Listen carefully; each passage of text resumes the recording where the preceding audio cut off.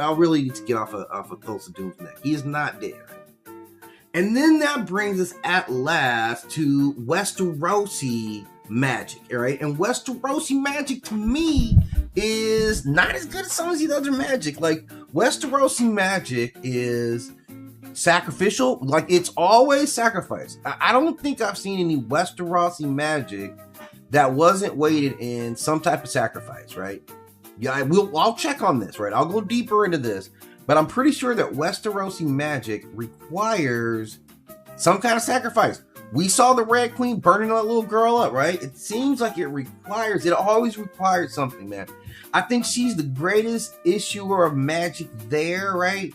And she always required something, right? So that was it. You have to get something in Westeros to get that magic to go down, right? Their magic is a lot of times tied to blood, right? It's tied to blood, it's tied to sacrifice, it's tied to prophecies, and the prophecies are themselves unreliable, man. Like their prophecy, like you guys just throw out prophecies.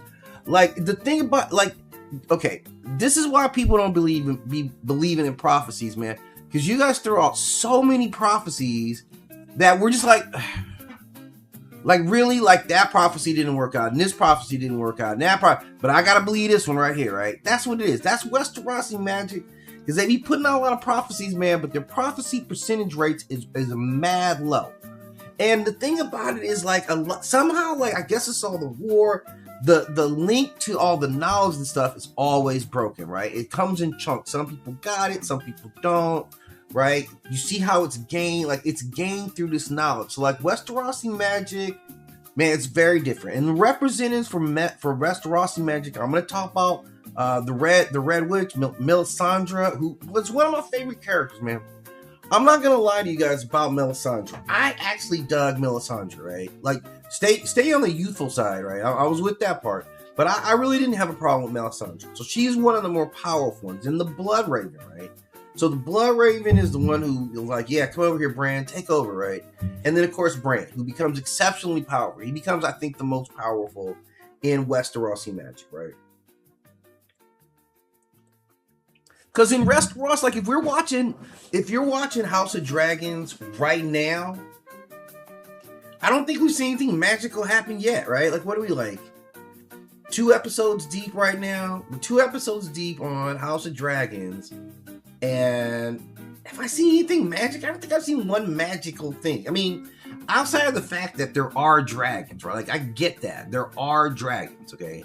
That unto itself is magical. So you're 100% right on that. That unto itself is magical. But, you know, I want to see somebody doing some magic, man. Like, I don't know.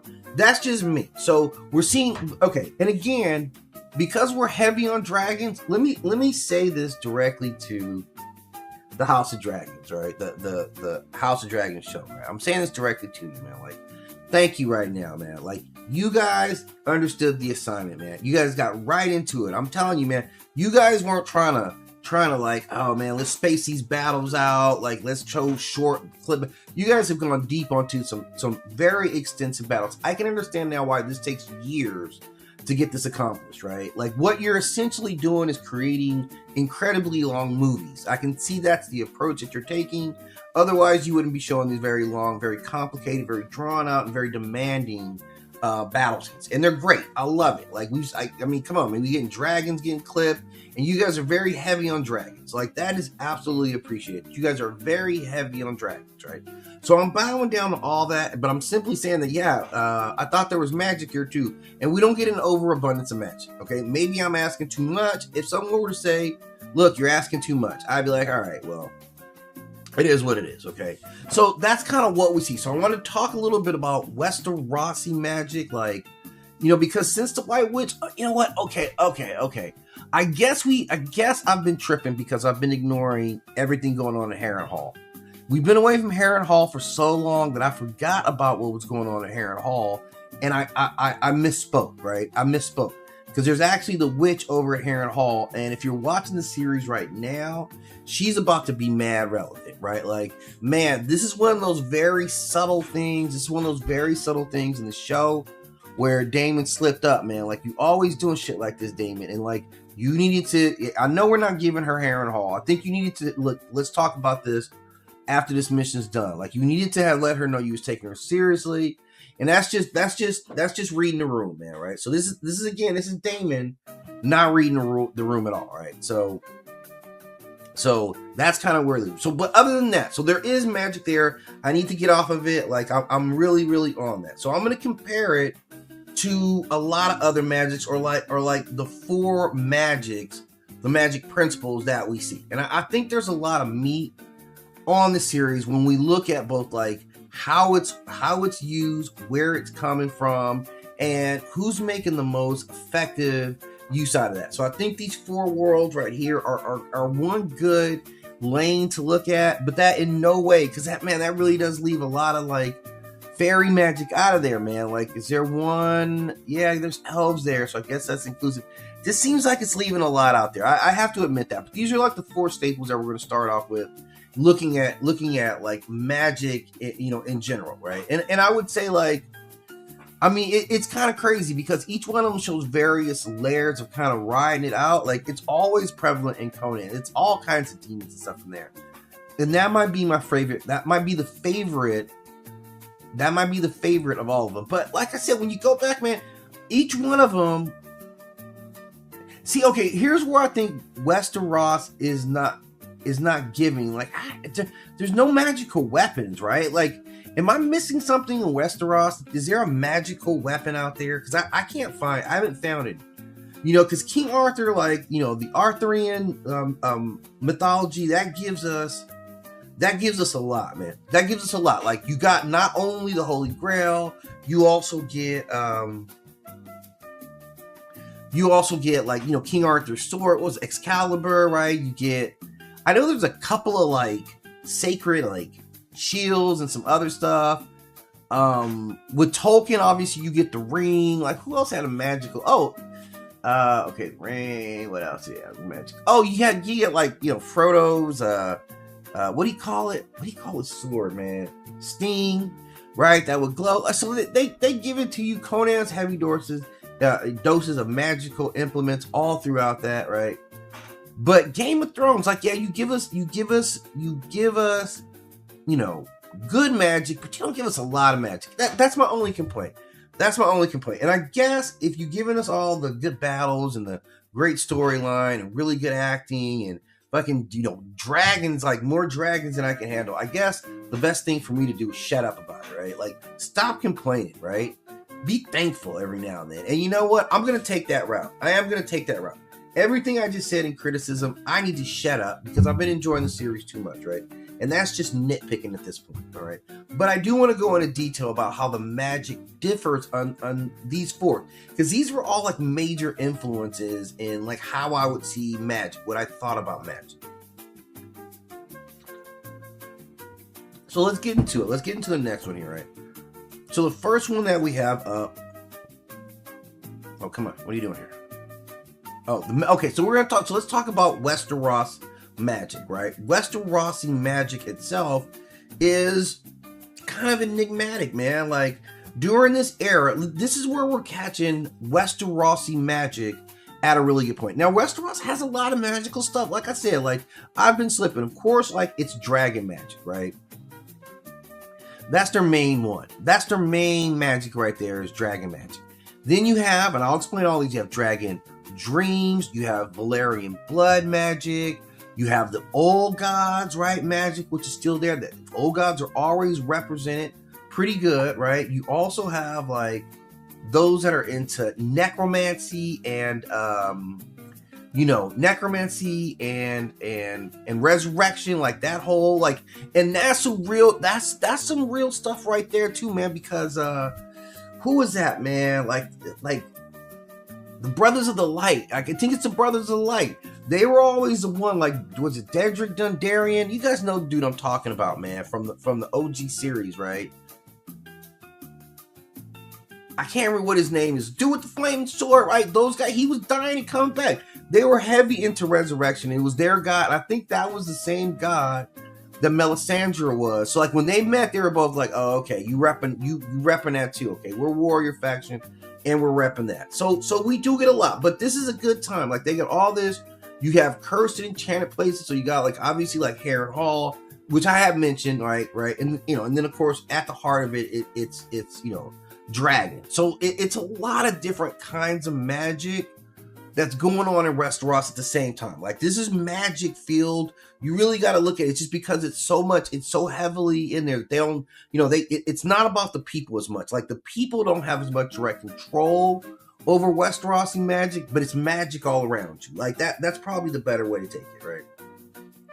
And the interesting thing is that historically, we're at a time in the House of Dragons era that magic is popping off. And the way that we know magic is popping off is because there's a lot of dragons. Like, so thriving dragons is an indicator of a thriving magical system in terms of the magic of Westeros, right? This is foundational to like magic. Is magic thriving and the overall usage of magic, right?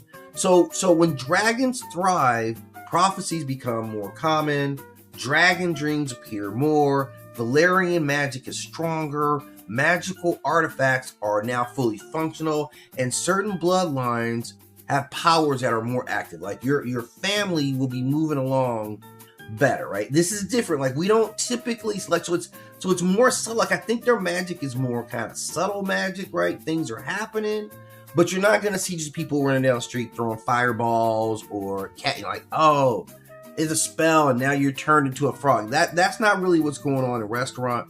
But magic is arguably stronger even when the Targaryens were right at the height of it, right? So there was the Golden Age timeline. If we look at the timelines of Game of Thrones, like back in the day, but we're at a good point of magic right now. Like we got a lot of dragons running around here. I know we lost a dragon last week. Like rest in peace, Jace, man. Like you went out like a soldier. Definitely, like you went out like a soldier. I didn't think you needed to go out, but like you had to handle your business, man. And you're right, man. Jace, you were right. Jace, like I need this clip to stand out too. Notable, right? This clip. Jace, you were right to tell your mom to get your ass in that room. You're not going out there, right? Like what you should have did. Like you got your lieutenants were spread out. Not you did what you had to do, man. You did what you had to do. But all you had to do was jump off and cut the anchor off of dragons, because that obviously that's a water tactic. It doesn't work in any other light, right? And I don't know that all dragons drown underwater like that quickly. I don't know if a dragon drowns that quickly. I am going to challenge that. I don't know why we think a dragon. These are magical creatures, and I just drown you. Okay, if that's what you're saying about it, HBO. Okay, I'm just questioning that. It's a great strategy. But it would seem like, and like their skin is pierced really easy. You can pierce these dragon skins with nothing, man. Like, I mean, come on, man. These are young, healthy dragons. I don't know how you're just piercing their scales, like their scales are nothing, right? I mean, that's what happened here, right? But I digress, right? So obviously, at this period of time, magic is good, man. If you're working down there, big magic, man, the stocks are high. It's trading good. You guys got lots of young draft picks coming up in the pipeline. Everybody's salaries are manageable. I see a good outlook for this team. This is a great time for magic. And dragon magic is popping. And this is what it is, right? And here's the thing. Like, when we talk about dragons and dragon magic, particularly for the Targaryens, like, the Targaryens were not simply riding on dragons. That's not what they were doing. These Targaryens have formed what appears to be a supernatural bond between dragons and the rider based on their bloodline. Based on the dragons being able to sense that Targaryen bloodline in you. So whatever happened at the beginning of that shit, a Targaryen did a solid to a dragon, and the dragon said, we are going to be friends forever. It is always up. I can never repay you for what you did to me. So now every dragon's like, oh man, it's Targaryen. Yeah, what's up? What are we doing? Right? Like they get on scale like individually picking somebody, but overall they're like, yeah, we're down for the Targaryens. That's not a question. How you fumble all that and not run the kingdom, because you guys don't know how to act, is really a problem. You guys really, really actually are crazy. Like every single, like I haven't seen a Targaryen that doesn't seem to be crazy to me. Right? I haven't seen one yet. So dragons can recognize bloodlines. A lot of these writers will experience prophetic dreams, and over time, dragons become, it seems like, emotionally connected to their writers. Like we saw that with Rhaenys and her dragon. I can't remember what her dragon's name is, but you know, when they were like, the bond between them was very, very strong. And you can kind of see it, like Caraxes, like that's Daemon in dragon form. Like that's the real thing about it. Daemon in dragon form is Caraxes, right? That's how tight they are, right? And we see all of them have that tightness with their dragon like that. Like, you know, it's a lot of it's selection. I think, like choosing somebody where you see that kindred spirit in you, right? And just how they're matched up. Because most people have like a deep kind of like, yeah, I love my dragon, man. That's my dragon right there, man. Yeah, what's up, homie? Yeah, I got you. Yeah, man, I missed you. Where you been? What you been up to, man? Come over here, man. That's what it is. Like, because otherwise it's disastrous, right? It's disastrous if it's not. So the dragons being stronger means more dragon dreams, which is very consistent. You know, there is Aegon Targaryen famously foresaw a great threat coming from the north. That is one of the fundamental backgrounds of how Westeros culture even developed, right? Viserys received symbolic prophetic visions throughout his crazy rule. And Daemon experiences very strange visions at Harrenhal. Like we see Daemon going through it. I thought Daemon was high. I know what drunk. I know what was going on with Daemon there. But yes, that is 100% it. Okay. Now the other part that we kind of talk in and out about is Valyrian magic, like Valyrian blood magic. And Valyrian blood magic ain't no joke, right? Valyrian blood magic is no jokes, right? There's no jokes about it. Literally, you can't laugh at it. And this is a lot of stuff going on there, man. Valyrian blood magic, man. You got blood sacrifices going down, right? Yeah, that happening. You have dragon breeding, like they were the ones that were aligning all this dragon breeding going on. You have fire magic over there in Valyria. Like, Valyria was off the hook, right? We get all that. You have magical engineering. You had genetic manipulation of Dragon Lord family. So this is where it all comes from. So, you know, fans even suspect dragons themselves were created through this magical process happening at Old Valyria. Like, Old Valyria was like, geez, man, I'm going to have to go back and get up on the actual past of Old Valyria, but goddamn, right? Like, it was off the hook that we're still seeing like the remnants of Old Valyria, right? And everybody's kind of like, you know, at this point, to me, it seems like very dismissive of Old Valyria. I guess after the kingdom crumbled, I guess they felt like they picked off all the bones or whatever, and they moved on. Because it is off the hook over there. It's absolutely off the hook over there in Old Valyria, right? So then you have like the werewoods, right? That magic, that's the older gods' magic. That's the Green Seers. This is the path that Bran Stark would ultimately go down. This is wargs, right? This is deep stuff, man. This deserves and will get its own separate breakdown. Like, it absolutely deserves it, because this is a very, very interesting form of magic, and now I have to do it. Like, now I have to do it, right? Because you get so much out of it, and it seems like to me, now I have questions about what's the most powerful magic there, because it doesn't even seem like it's the dragons anymore. Like, as we get into Westeros itself, dragons ain't even, because we all know that the old gods are the ones who's making all the big moves, right? Like, we recognize where, you know, clearly, you know, the Old Valyrians don't count anymore because you're destroyed, so you don't count anymore, right? We get off of that, but like the dead magic, like we'll get into the dead magic too, because then we start talking about the White Walkers. Like, man, this was like, whew, man.